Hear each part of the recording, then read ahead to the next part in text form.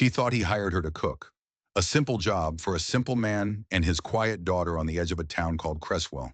But the dust on that street told stories, and the whispers that followed her were sharp as broken glass. Headed for the Winter's place, one man muttered from a shadowed storefront. Fool girl, another spat. Won't last a week. No one ever did. The Winters Ranch wasn't a home. It was a scar on the land. Wind-beaten, silent, and owned by a man folks said was colder than a January grave. Margaret Walker stopped at the gate, her heart a frantic drum against her ribs. She was 24, with hands that knew work and eyes that knew betrayal. Her last job ended with a pointed finger in a stolen watch she never touched. No trial, just whispers. She was done with whispers. She was here to cook. Her knock was a lonely sound in the vast quiet. The door creaked open, and he stood there. Samuel Winters. Broad-shouldered, with eyes the color of a stormy sky. They didn't blink. You the cook? His voice was gravel. She nodded, her chin high. Margaret Walker.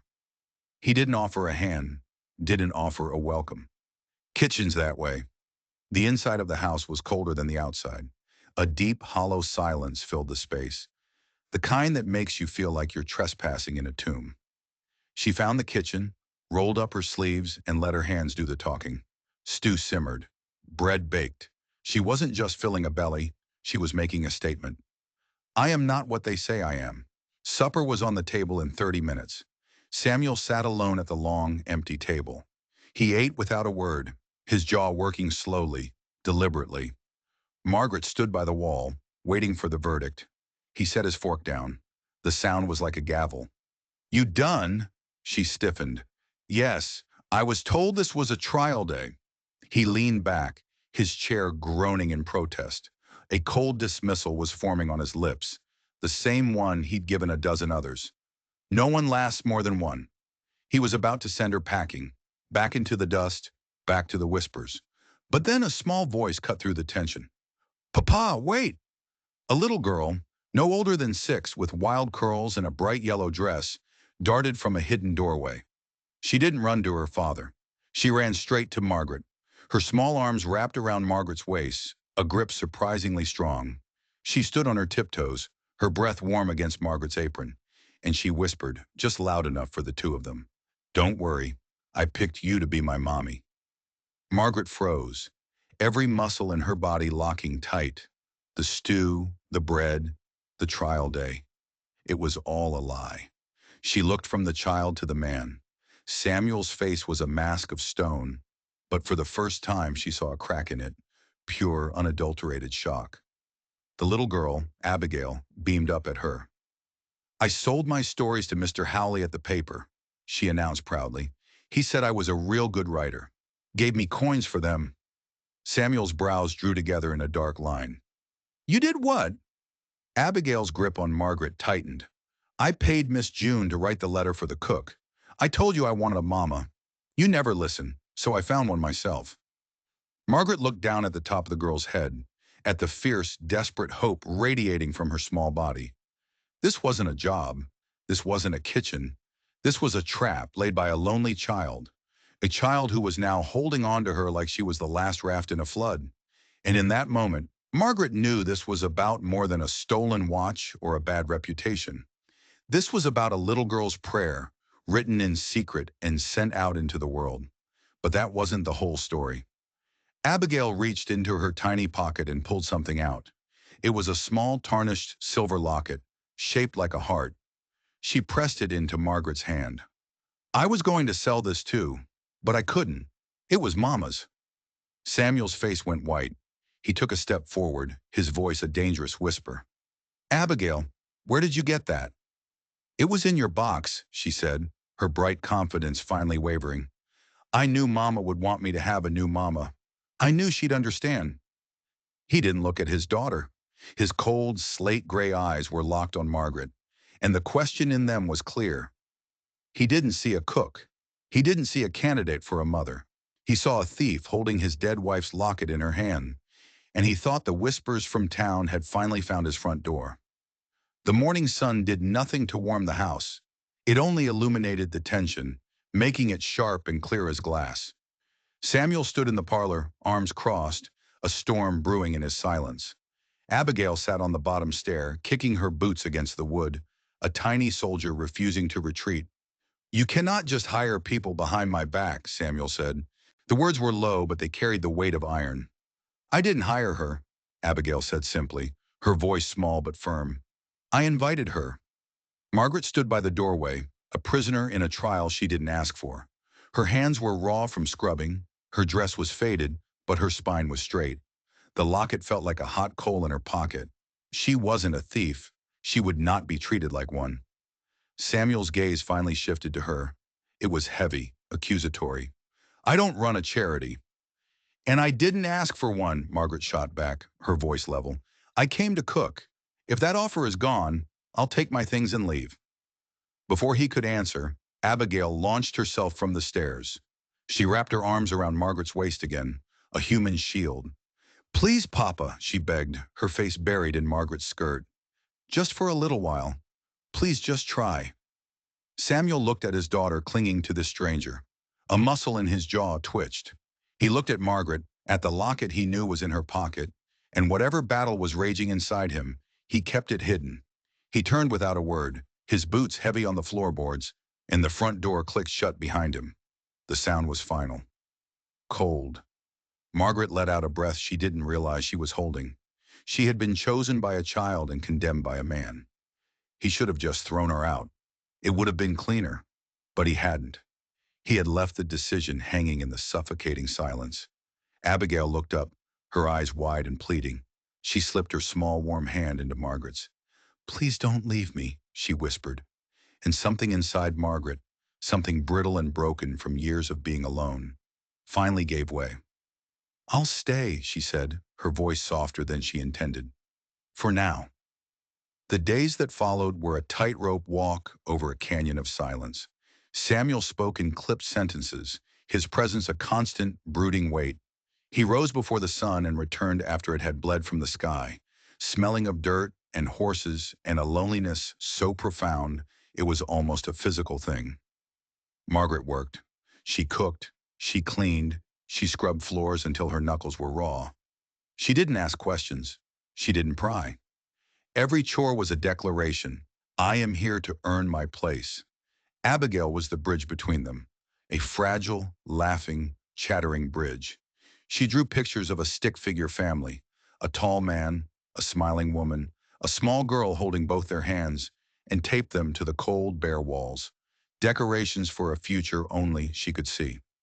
At every meal, she pulled out a third chair. "For Mama," she would announce. The first time Margaret hesitated. She looked at Samuel, expecting him to forbid it. He said nothing. His face was unreadable. So she sat. The silence at the table was different with that empty chair between them, filled with the ghost of a woman and the hope of a child. One evening, Margaret was mending one of Abigail's dresses by the fire. Her fingers were stiff with cold. The work was slow. The next morning, when she came down to the kitchen, a pair of worn leather gloves sat on the table. They were too big for her, but they were lined with soft wool. There was no note, no explanation. She put them on, and for the first time, her hands felt warm. A few days later, she found a new patch of dry straw laid down by the chicken coop, right where a puddle always formed after it rained. A small, unspoken kindness, a gesture that cost nothing but thought. But the truce was fragile. One afternoon, she was in the small, neglected herb garden behind the house, pulling weeds. Samuel came from the barn, his sleeves rolled up, dirt caked on his arms. He watched her for a moment. "What are you doing?" "Trying to save what's left," she said, not looking up. "There's still some good chamomile here. And thyme." "My wife planted that," he said. The words were flat, but they held a universe of pain. He took a step closer. "She believed herbs could fix anything." He paused. She was wrong. The bitterness in his voice was a raw, open wound. It was the first time he had mentioned his wife directly to her. This wasn't a conversation. It was a warning. Don't get too close. Don't try to fix what's broken. He looked at the locket, which she had taken to wearing under her dress, the chain cool against her skin. He still hadn't asked for it back, and she didn't know how to offer it. It hung between them, a silver accusation. You don't trust easily, do you? She asked quietly. He gave a harsh, short laugh. Trust gets you promises. Promises get you ghosts. He looked her dead in the eye. No woman ever stays, Margaret. They leave or they take. The accusation was no longer silent. It was sharp and pointed right at her heart. Is that what you think of me? That I'm here to take something? He didn't answer. He just looked away toward the barren fields that stretched out to the horizon. Her own anger, hot and sharp, finally rose up. Say it then. If you think I'm a thief, if you want me gone, just say the words. He opened his mouth. The silence stretched, tight and suffocating. But no words came out. He couldn't say stay, and he wouldn't say go. That was worse than any accusation. It wasn't hatred she saw in his eyes. It was a crippling, suffocating fear. And as she walked back to the cold house, Margaret realized the truth. He wasn't afraid of her. He was afraid of hope. And he was terrified that she might be the one to bring it. The wind began to howl that night, a low, mournful sound that snaked through the cracks in the walls. It was a prelude to a storm, a warning from the sky itself. Margaret lay in her small, cold bed, listening. Sleep wouldn't come. His words echoed in her mind. They leave or they take. She had come here to escape whispers, only to find herself trapped in a crushing silence. She couldn't stay like this, a ghost in her own life, constantly on trial for crimes she didn't commit. She made a decision. It was time to go. She rose from the bed, her movements quiet and deliberate in the dark. She packed her small satchel, the worn dress, the book of recipes, the faded towel her mother had embroidered. She paused, her fingers tracing the tarnished silver of the locket around her neck. With a heavy heart, she unclasped it. She tiptoed to Abigail's room and placed it gently on the small bedside table. A silent goodbye. Her hand was on the latch of the front door when a cough echoed from down the hall. It was a small sound, but it cut through the wail of the wind. Then came another, this one sharper, deeper, a ragged, painful sound that ended in a soft whimper. Abigail, Margaret whispered, her hand dropping from the door. She hurried down the hall. Abigail was curled in her blankets, her face flushed a terrifying shade of red. Her small chest was heaving, each breath a struggle. Margaret pressed a hand to the girl's forehead. It was burning. Another cough ripped through the child's small body, and her breath hitched. This was more than a cold. This was a fever, the kind that stole children in the night. Footsteps pounded down the hall. Samuel appeared in the doorway, his face pale in the lamplight. The guarded coldness was gone, replaced by a raw, naked fear. What is it? What's wrong with her? She's burning up, Margaret said, her voice taking on a command she didn't know she possessed. We have to cool her down. Get me a basin of cold water and every cloth you can find. Now. For a second, he just stood there, paralyzed. Go, she snapped. He vanished. Margaret's mind raced. She remembered the herbs in the garden. Chamomile. Thyme. But there was something else, something her mother used to use. Feverfew. Tucked away in the back of a kitchen cabinet, she had seen a dusty jar of it just yesterday. Samuel returned with the water. As Margaret began to sponge Abigail's burning skin, she spoke quickly. In the kitchen pantry, on the top shelf, there's a jar of dried herbs. Feverfew. Bring it to me, and a kettle. Samuel's face went rigid. No. The word was a stone wall. What do you mean, no? She asked, not looking up from the child. No herbs, he said, his voice low and dangerous. The doctor will come in the morning. She doesn't have until morning, Samuel. Her fever is too high. Margaret looked up at him, and the fear in his eyes was now mixed with something else, a dark, stubborn trauma. My wife, he said, his voice cracking. Ruth. She had a fever, just like this. A traveling healer gave her herbs, said it would break it. His gaze was distant, lost in a memory that was playing out right in front of him. It didn't. It made it worse. I will not watch that happen again. Now she understood. This wasn't just fear. It was a ghost. He was seeing his wife die all over again. This is different, she pleaded. This is feverfew. It's not some peddler's remedy. My mother used it. I know what I'm doing. No! He roared, his voice echoing in the small room. He took a step toward the bed, as if to shield Abigail from her. Margaret stood up, placing herself between him and the child. "You have to trust me," she said, her voice fierce. "Look at her. Are you going to let your ghost kill your daughter?" The words hit him like a physical blow. He staggered back, his face a canvas of agony. He looked from Margaret's determined face to his daughter's labored breathing. The battle in his eyes was terrible to watch. Fear versus a tiny, flickering spark of trust. For a long moment, the only sound was the howling wind and Abigail's ragged breaths. Then with a choked sob, Samuel turned and ran from the room. He didn't go for the herbs. He went for the front door. He was going for the doctor, miles away, in a storm that was quickly turning into a blizzard. He was running from a choice he couldn't bear to make, and Margaret was left alone, with a dying child and a ticking clock. Margaret didn't waste a second. Samuel was gone, lost to his grief in the raging storm. She was all Abigail had.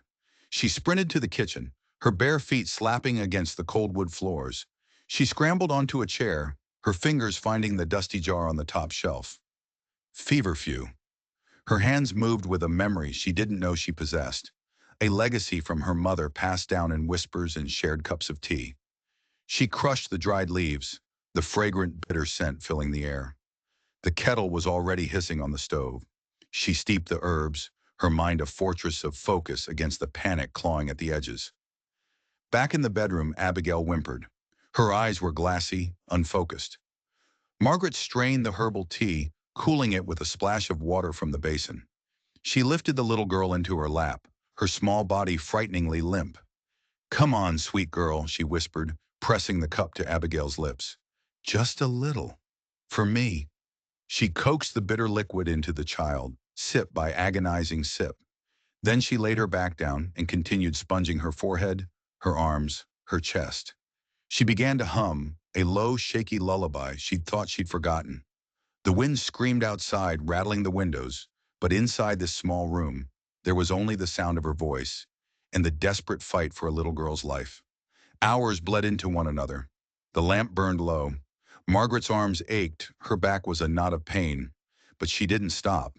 She moved on pure instinct, a fierce, primal need to protect this child who had chosen her. The fever was a relentless tide, pulling Abigail out, and Margaret was the anchor, holding on with everything she had. Sometime before dawn, exhaustion finally claimed her.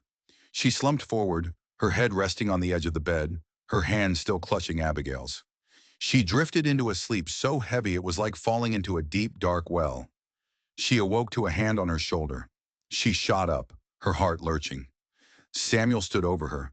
He was covered in snow, his face raw from the wind, his eyes hollowed out. The storm had forced him back. He hadn't made it to the doctor. He said nothing. He simply looked down at his daughter. Abigail was sleeping.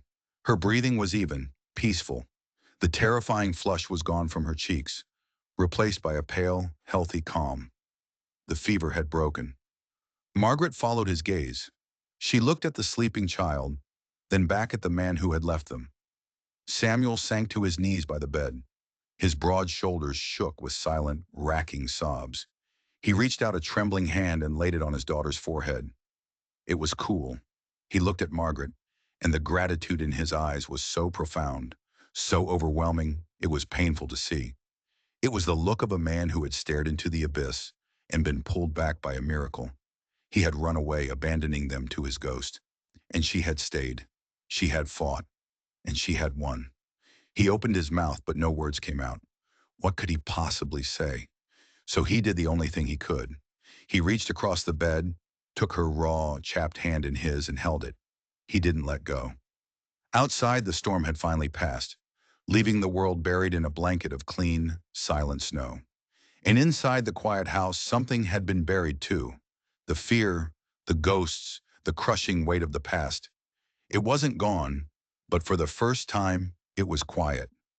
The house was different in the morning. The silence that greeted the pale sun was not empty, but peaceful. The scent of wood smoke and brewing coffee hung in the air. Margaret moved through the kitchen in a state of weary calm. Her body ached, but her heart felt settled. Samuel came in as she was pouring tea. He didn't speak. He simply took the pot from her, poured 2 mugs, and set one down in front of her.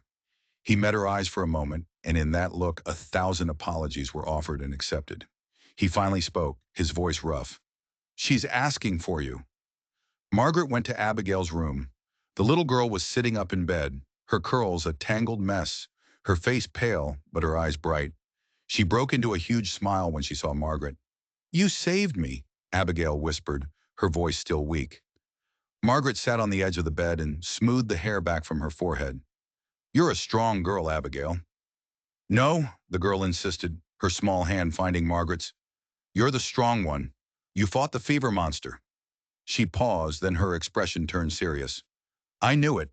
I knew you were the right one. Mama sent you." The innocent certainty in her voice made Margaret's throat tighten. She didn't know what to say. Later that day, while Abigail napped, Margaret found Samuel in the barn, mending a leather harness. The air smelled of hay and horses. "I was wrong," he said, not looking up from his work. His hands were steady, but his voice was tight. "About the herbs. About everything." "You were scared," Margaret said softly. "I understand." He finally stopped his work and looked at her. "No, you don't. But you stayed anyway." He took a deep breath. "Ruth, she was the one who was brave. I was just the one she chose. When she was gone, I thought the best I could do for Abigail was keep her safe. Build walls. Keep everyone out." He looked around the dusty barn. "I was just building a prison." He took a step closer. "I told you that women always leave or take. But you gave. You gave her back to me." His raw honesty was more intimate than any touch. Margaret felt the last of her own walls begin to crumble. "I think," she said, her voice barely a whisper, "that we were both building prisons, Samuel." He reached out, his calloused fingers gently touching her cheek. It was a hesitant gesture, full of a question he didn't know how to ask. She didn't pull away. She leaned into his touch, closing her eyes for just a second. A small noise made them both jump apart. Abigail stood in the doorway of the barn, a blanket wrapped around her shoulders, watching them. She wasn't smiling. She looked worried. "Are you going to send her away now?" she asked her father, her voice trembling. "Now that I'm better?" Samuel's heart broke. He had been so focused on his own fear, he hadn't realized the terror his daughter was living with. The fear that this warmth, this hope, was temporary. He walked over to his daughter and knelt down in front of her. He looked from her worried face to Margaret's. "No, sweet girl," he said, his voice thick with emotion. "I'm not sending her away." He reached out and took Margaret's hand, pulling her forward until the three of them stood together in a small circle. "I'm asking her to stay." It wasn't a question directed at Margaret. It was a vow, a promise made to his daughter, and a plea to the woman who had brought his house back to life. But before Margaret could answer, before she could process the sudden shift in her world, another shadow fell across the barn door. 3 men on horseback, town clothes, dusty boots, and hard faces. The man in the lead was Silas Patterson, the son of the innkeeper who had accused her of being a thief. His eyes scanned the scene. Samuel holding Margaret's hand, the child between them.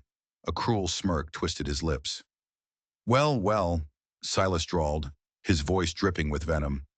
"Looks like the little thief found herself a new nest to rob." The fragile peace shattered. Margaret's blood ran cold. Her past hadn't just caught up with her. It had come to burn her new life to the ground. Samuel stepped in front of Margaret and Abigail, a protective wall of muscle and denim. His voice was dangerously low. "You've got no business here, Patterson. Get off my land." Silas swung down from his horse, his spurs jingling ominously. His 2 companions stayed mounted, their hands resting near their hips. This wasn't a casual visit. This was a threat. "I'm just here on a neighborly call," Silas sneered. "Heard you took on some help. Thought you should know what kind of viper you've let into your home." "This one," he said, pointing a dirty finger at Margaret, "ran out of my father's inn with a week's takings from the till." "I didn't steal anything," Margaret said, her voice shaking but clear. She stepped out from behind Samuel. She would not hide. "Oh, that's right," Silas mocked. "You just disappeared in the middle of the night. Innocent folk don't run, sweetheart. Abigail clung to Margaret's leg, her small body trembling. "She's not a viper!" she cried out. "She's my mama!" Silas laughed, a harsh, ugly sound. "Listen to that, Winters. She's got her hooks in your kid already. Women like her, they're clever. They take what they want, and when there's nothing left, they disappear, just like she did before." The words were a poison arrow, aimed at the deepest part of Samuel's fear. Margaret saw the flicker of doubt in his eyes, the old wound threatening to reopen. All her work, all the trust she had built, could be undone by these lies. "Get off my land," Samuel repeated, his voice like grinding stone. "Fine," Silas said, holding up his hands in mock surrender. He started to turn back to his horse, then stopped. "Just one more thing. My father's gold watch also went missing the night she ran. A family heirloom. Sentimental value." He looked Margaret up and down, his eyes filled with contempt. "Keep an eye on your valuables, Winters, especially the shiny ones." It was the locket. He was talking about the locket. He was twisting everything, using Abigail's innocent act to frame her for a crime she didn't commit. It was a perfect, vicious trap. Margaret's breath hitched. She had to say something, explain about the letter, about Abigail. But Samuel moved first. He didn't yell. He didn't argue. He just spoke, his voice calm and deadly. "You mean this watch?" he asked. From his coat pocket, Samuel pulled a gold pocket watch. It glinted in the afternoon sun. Silas's eyes went wide. His jaw dropped. "The one with your father's initials, EP, engraved on the back?" Samuel continued, his voice relentless. "The one you pawned to a man in Willow Creek 2 days before you ever accused Margaret of stealing it?" The color drained from Silas's face. His companions shifted nervously in their saddles. Margaret stared, dumbfounded. How? How could he possibly know? "Seems to me," Samuel went on, his gaze never leaving Silas's terrified face, "that when Margaret arrived here, I had a vested interest in the character of the person living under my roof. So I rode to Patterson's Inn. I spoke to your father, a good man, worried sick about his missing watch and his son's gambling debts." He took a step towards Silas. "Then I rode to Willow Creek. The pawnbroker was very descriptive. A young man, nervous, smelling of whiskey. Matched you perfectly." Samuel tossed the watch in the air and caught it. "Cost me a pretty penny to buy it back, but I figured it was worth it. For the truth. Uncover. Justice." It was all laid bare. The lies. The deceit. Silas hadn't come here to warn a neighbor. He had come to silence the only person who could expose him. He had framed her to cover his own crimes. Silas was trapped, cornered, and cornered animals are dangerous. With a desperate snarl, he lunged, not at Samuel, but at Margaret. He grabbed her, pulling her in front of him, and a knife appeared in his hand. The blade pressed against her throat. "Nobody move!" he screamed, his voice cracking with panic. "I'll gut her!" The world narrowed to a single point of terror, the cold steel against Margaret's skin, the stench of Silas's fear, the horrified gasp from Abigail. Samuel froze, his face a mask of fury and helplessness. He had uncovered the truth, but it had cost him everything. But Silas had made a fatal miscalculation. He had threatened Samuel's family, and he had done it in Samuel's barn. In a movement so fast Margaret barely saw it, Samuel bent down, scooped up a heavy blacksmith's hammer from the ground, and hurled it. It didn't fly at Silas. It flew past his head, striking the large iron bell mounted outside the barn that was used to call workers from the fields. The clang was deafening, a thunderous, echoing peal that rolled across the valley. It was a sound of alarm, a sound that meant trouble, a sound that brought neighbors running. Silas flinched at the noise, his grip loosening for a fraction of a second. It was all Margaret needed. She stomped down hard on his instep with her heel. He howled in pain. She drove her elbow back into his ribs with all her strength. He grunted, the air rushing out of him, the knife clattering to the ground. She scrambled away as Samuel charged forward, tackling Silas to the dirt floor of the barn. The fight was short and brutal. Samuel didn't need a weapon. His fists were enough. By the time the first of the neighbors arrived, drawn by the bell, Silas's two companions had spurred their horses and fled. Silas himself was a moaning, bloody mess on the ground, Samuel's boot planted firmly on his chest. The truth was out, not just about the theft, but about everything. The whole town saw Silas Patterson for the coward and liar he was. They saw Samuel Winters, the cold recluse, defending his home. And they saw Margaret, not as a cook, not as a thief, but as a woman standing shoulder to shoulder with her family, fierce and unbroken. Later that evening, after the sheriff had hauled Silas away, a different kind of quiet settled over the ranch. It wasn't the cold, empty silence of before. It was a warm, comfortable peace. The fire crackled in the hearth, casting dancing shadows on the walls. On those walls, Abigail's crayon drawings of her family no longer looked like a hopeful fantasy. They looked like a portrait. Abigail was asleep, curled on the rug between them, her head in Margaret's lap. Samuel sat close, his shoulder occasionally brushing against hers. He hadn't let go of her hand since the sheriff had left. "You knew," she said softly, looking into the flames. "All this time you knew I was innocent." "I knew the facts," he corrected her gently. "It took me longer to know the truth." He turned his head, his gray eyes searching hers. "I'm sorry I didn't tell you. I was still afraid." "Of what?" she whispered. "That if you knew you were cleared, you'd have no reason to stay." The raw vulnerability in his voice undid her. This strong, silent man who had faced down liars and villains was afraid of being left alone. She brought his hand, the one intertwined with hers, to her lips and pressed a soft kiss to his rough knuckles. "I'm not staying because I have to, Samuel. I'm staying because I'm home." He didn't need to say the words. She didn't need to hear them. His answer was in the way he tightened his grip on her hand, in the way he leaned his head against hers, in the way they sat together in the firelight. A man, a woman, and a child. Finally a family. She had arrived at the Winters Ranch looking for a job, a place to cook, a place to hide from the world's unfair judgments. She thought she was just an employee, a temporary fixture in a house full of ghosts. But a little girl with a desperate heart had seen something more. She had written a letter, sold her stories, and willed a mother into existence. And in doing so, she had given a broken man a reason to hope, and a lost woman a place to belong. Sometimes the family you find is the one you were meant to have all along, built not on blood, but on courage, on trust, and on the simple, powerful magic of a meal cooked with love. If this story of a family forged in the heart of the Wild West moved you, show it some love by hitting that subscribe button.